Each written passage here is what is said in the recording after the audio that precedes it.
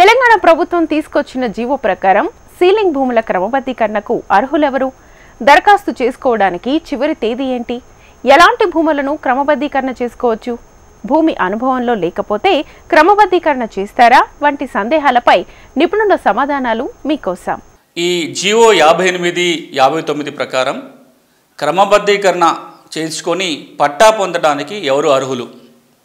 రెండు కేటగిరీలో ఈ జీవోలు చెప్తున్నాయి. ఒకటి బీపీఎల్ బిలో పావర్టీ లైన్, ఆర్థిక స్తోమత లేని వాళ్ళు లేదా ఆర్థికంగా వెనకబడిన వాళ్ళని వచ్చుకున్నాం. వీళ్ళు ఒక వర్గం అయితే ఎబో పావర్టీ లైన్ అంటే బీపీఎల్ కుటుంబాలు కాకుండా ఆర్థిక స్తోమత ఉన్న వాళ్ళని కూడా ఈ చట్టం కింద ఈ జీవో కింద రెగ్యులరైజ్ చేయడానికి అవకాశం ఉంది. కానీ కొంత రుసుము వసూలు చేసుకొని చేస్తారు. బీపీఎల్ కుటుంబాలని ఎవరిని అంటారనడానికి కూడా ఈ జీవోలో దానికి ఎక్స్ప్లెనేషన్ ఇవ్వటం జరిగింది. హైదరాబాద్ అంటే పట్టణ ప్రాంతాలు హైదరాబాద్లో అయితే 2 లక్షల సంవత్సర ఆదాయం కంటే తక్కువ ఉన్న వాళ్ళని బీపీఎల్గా పరిగణించడం జరుగుతుంది. గ్రామీణ ప్రాంతంలో అయితే 1,50,000 సంవత్సర ఆదాయం కంటే తక్కువ ఉన్న వాళ్ళని బీపీఎల్ ఫ్యామిలీస్ అంటాం. సంవత్సర ఆదాయం 2 లక్షల కంటే ఎక్కువ హైదరాబాద్ పట్టణ ప్రాంతాల్లో ఉన్న వాళ్ళు కావచ్చు. పల్లె ప్రాంతాల్లో అయితే 1,50,000 కంటే సంవత్సర ఆదాయం ఎక్కువ ఉంటే వాళ్ళని ఏపీఎల్గా పరిగణిస్తారు. ఏపీఎల్ కుటుంబాలకి కొంత రుసుము వసూలు చేసుకొని మాత్రమే క్రమబద్ధీకరణ చేయడానికి వీలవుతుంది. ఇక ఎలాంటి భూమికి క్రమబద్ధీకరణ చేస్తారు? రెండే ప్రధానంగా ఉన్నాయి దీంట్లో. ఒకటి అభ్యంతరం లేని ప్రభుత్వ భూముల ఆక్రమణ, 2 సీలింగ్ మిగులు భూముల ఆక్రమణ. ఎవరైనా సరే అభ్యంతరం లేని ప్రభుత్వ భూమిలో కానీ లేదా సీలింగ్ మిగులు భూమిలో కానీ నివాస స్థలమైనా ఉండాలి లేదా ఇంకేదైనా బిల్డింగ్ నిర్మాణం చేసుకొనైనా ఉండాలి. నివాస స్థలం అయితేనేమో బీపీఎల్ కుటుంబాలకి ఉచితంగానే చేస్తారు. రెసిడెన్షియల్ కాకుండా నాన్ రెసిడెన్షియల్ అయినట్లయితే ఎవరైనా సరే కొంత రుసుము తీసుకున్న తర్వాతనే రెగ్యులరైజ్ చేయడానికి వీలుంటుంది. ఈ ఫీజు గురించి మనం మళ్ళీ మాట్లాడదాం. దేనికి ఎంత ఫీజు కట్టాలనేది మళ్ళీ మనం చర్చిద్దాం. ఇప్పుడు మనం ఎవరు అర్హులు మాత్రమే చూస్తున్నాం. ఒకటి ఏపీఎల్ అయినా బీపీఎల్ అయినా చేస్తారని మాట్లాడాము. రెండోది అది ప్రభుత్వ భూమి ఉండాలి, అభ్యంతరం లేని ప్రభుత్వ భూముల ఆక్రమణ అయి ఉండాలి.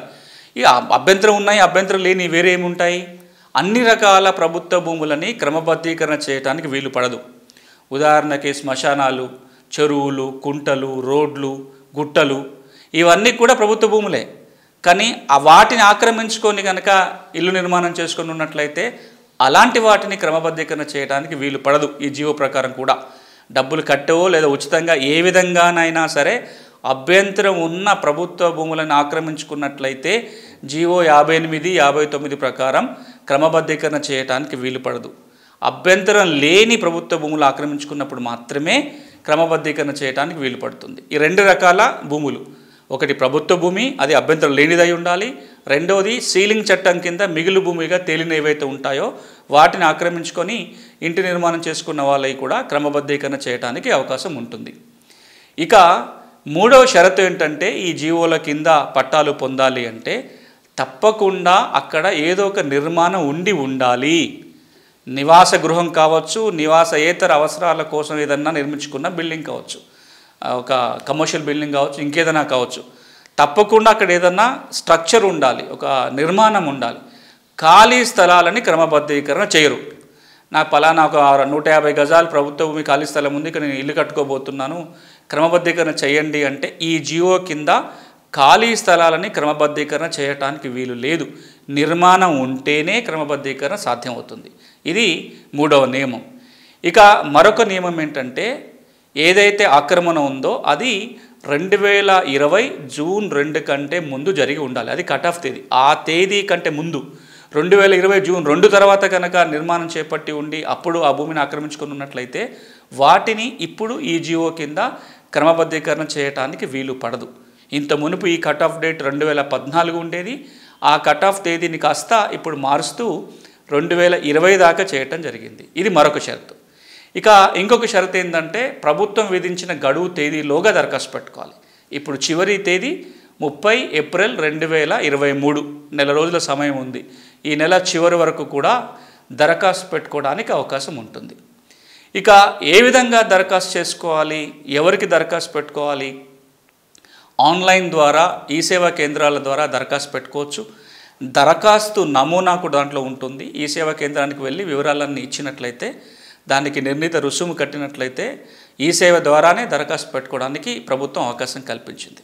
ఏపీఎల్ కుటుంబాలైతే ఇన్కమ్ సర్టిఫికేట్ అవసరం ఉండదు, కానీ బీపీఎల్ కుటుంబాలైతే ఇన్కమ్ సర్టిఫికేట్ జత చేయాల్సి ఉంటుంది.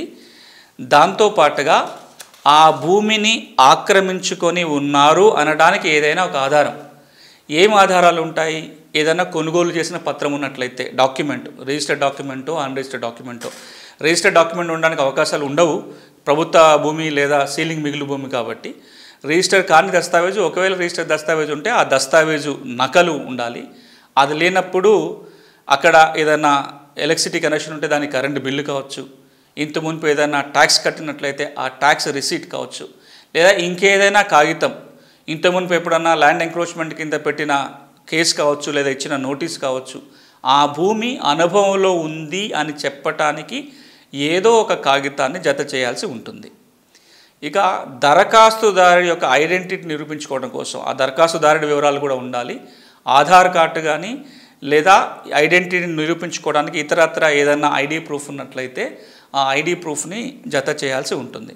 అంటే 3 వివరాలని మనం దరఖాస్తులో చెప్తున్నాం. ఒకటి దరఖాస్తుదారుడి వివరాలు, 2 ఆ భూమి అనుభవంలో ఉంది అని చెప్పడానికి వివరాలు, 3వది ఆ దరఖాస్తుదారుడి యొక్క ఆర్థిక స్తోమత తెలిపే పత్రాలు.